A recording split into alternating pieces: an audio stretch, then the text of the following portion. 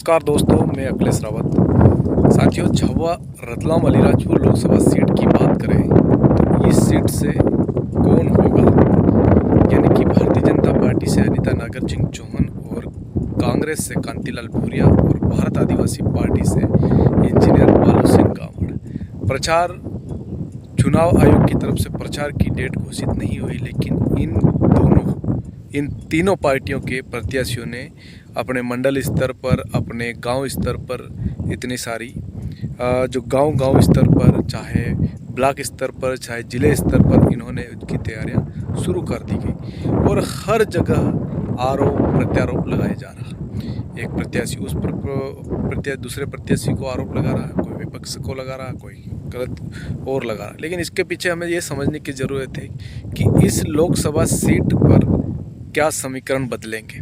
इस लोकसभा सीट पर भारतीय जनता पार्टी जीतेगी या फिर कांग्रेस या फिर भारत आदिवासी पार्टी, हमें ये समझने की ज़रूरत है। क्योंकि यहाँ पर भारतीय जनता पार्टी ने अलीराजपुर से, यानी कि पहली बार, उससे पहले भी उतारा गया लेकिन इस बार अलीराजपुर से प्रत्याशी बनाया गया, नहीं कि अलीराजपुर जिले से प्रत्याशी बनाया गया। और कांग्रेस ने लगातार कांतिलाल भूरिया को यहाँ पर प्रत्याशी बनाया और भारत आदिवासी पार्टी ने भी झाबुआ के एक पेटलावद विधानसभा से एक प्रत्याशी को खड़ा करा गया। तो ये समझने की ज़रूरत है, क्योंकि भारत आदिवासी पार्टी भी यहाँ जब विधानसभा चुनाव हुए तो वहाँ पर तीसरे नंबर पे रही है और कांग्रेस यहाँ पर कहीं प्रथम पे रही है, कोई विधानसभाओं में कहीं सेकेंड पे रही है। ऐसा यहाँ मुकाबला है। लेकिन समझने की ये ज़रूरत है कि यहाँ भारतीय जनता पार्टी जैसे ही टिकट मिली भारतीय जनता पार्टी की प्रत्याशी अनीता नागर सिंह चौहान को, तो उन्होंने लगातार जो कैंपेनिंग है वो जैसे ही उनको टिकट मिली और उन्होंने वहीं से शुरुआत कर दी गई। उनके पति नागर सिंह चौहान, जो कि भारतीय जनता पार्टी के अलीराजपुर के विधायक है और उसके बाद में वह मध्य प्रदेश की डॉक्टर मोहन सरकार में कैबिनेट वन मंत्री है। तो कहीं ना कहीं हर जगह उनकी जो कैंपेनिंग हो रही है, तो ये लग रहा है कि जिस तरह से 2019 का जो चुनाव सांसद गुमान सिंह डामोर ने और कांतिलाल भूरिया ने जो लड़ा था, तो कांतिलाल भूरिया को लगभग 90,000 वोटों से हराया था। लेकिन इस बार कुछ और होगा, क्योंकि बहुत सारी चर्चाएं हैं कि भारतीय जनता पार्टी कांग्रेस प्रत्याशी को लगभग 2 लाख वोटों के समथिंग से हराएगी।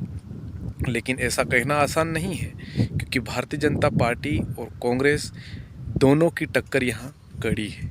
क्योंकि अगर भारत आदिवासी पार्टी वोट काटती है तो कहीं ना कहीं यहाँ पर बीजेपी को इसका फ़ायदा हो सकता है।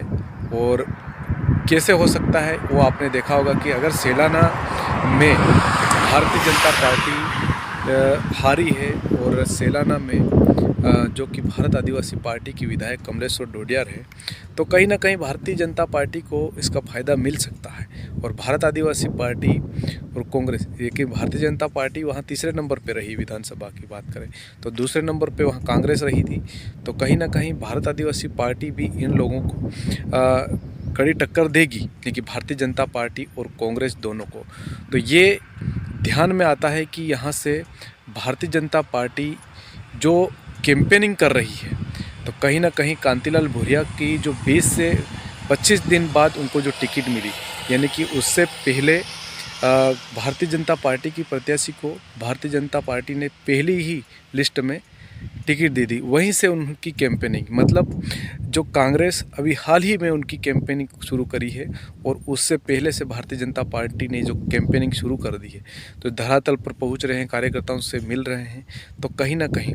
लेकिन अगर यहाँ से भारतीय जनता पार्टी का पलड़ा भारी होता है और कांग्रेस, दोनों ही आपस में, यानी कि आसपास दिख रही। कैसे दिख रही? क्योंकि इनकी विधानसभाओं के समीकरण देखें या फिर उनके लोकसभा चुनाव के उनके समीकरण देखो, तो कहीं ना कहीं भारतीय जनता पार्टी और कांग्रेस आसपास ही नज़र आती है। और कांतिलाल भूरिया कांग्रेस के कद्दावर नेता है और कहीं ना कहीं उनको इस पूरे 3 जिलों का अनुभव है कि कैसे यहाँ से वोट लिया जाता है और कैसे गांव-गांव तक पहुँचा जा सकता है। और ये कांग्रेस के एक जो लीडर, यानी कि एक वरिष्ठतम लीडर होने के चलते कहीं ना कहीं उनको यहाँ से जो फ़ायदा मिल रहा है वो मिल सकता है।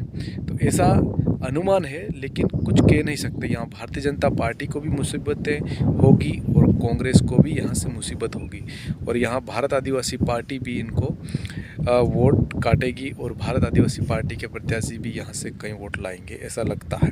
तो देखते हैं, चुनाव आते हैं उस टाइम किसका पलड़ा भारी है। लेकिन अभी चुनाव आयोग द्वारा जो घोषणाएं करी जाएगी, यानी कि जो प्रचार की घोषणा करी जाएगी, उसमें पता चलता है कि कितने दिन प्रचार उनको मिलता है। यहाँ 13 मई को चुनाव है और 7 जून को उसका परिणाम आएगा।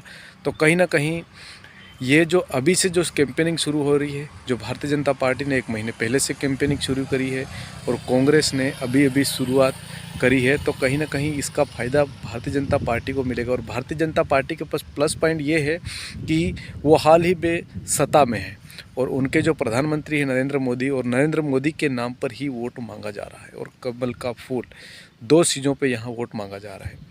विकास के मुद्दे भी बताए जा रहे हैं, राम मंदिर के बारे में बताया जा रहा है, 370 जो धाराएं हैं उनके बारे में भी बताया जा रहा है। और कांग्रेस उन्हीं सभी मुद्दों को लेकर, यानी कि उन सभी मुद्दों के विरोध में, यानी कि लाडली बहना को 3,000 रुपये देना, वो क्यों नहीं दिया, किसानों को 2700 रुपये जो विधानसभा में जो भारतीय जनता पार्टी ने वादा किया था, तो किसानों को, मध्य प्रदेश के किसानों को यहाँ से प्रति कुंटल 2700 रुपये दिया जाएगा। ये सारे वादे भारतीय जनता पार्टी कहीं ना कहीं नहीं करे।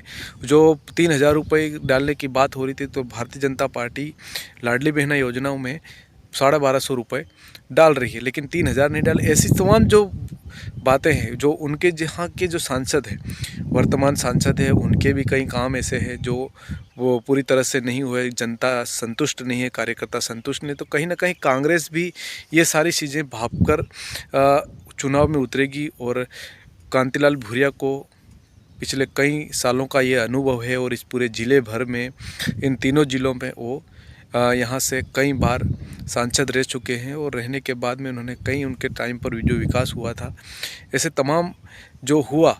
लेकिन यहाँ से भारतीय जनता पार्टी और कांग्रेस और भारत आदिवासी पार्टी का पलड़ा, यानी कि कुछ कह नहीं सकते हैं। कांग्रेस और बीजेपी में जो टक्कर है, अगर भारत आदिवासी पार्टी वोट काटती है, तो कहीं ना कहीं कांग्रेस का भी नुकसान है और भारतीय जनता पार्टी का भी नुकसान है।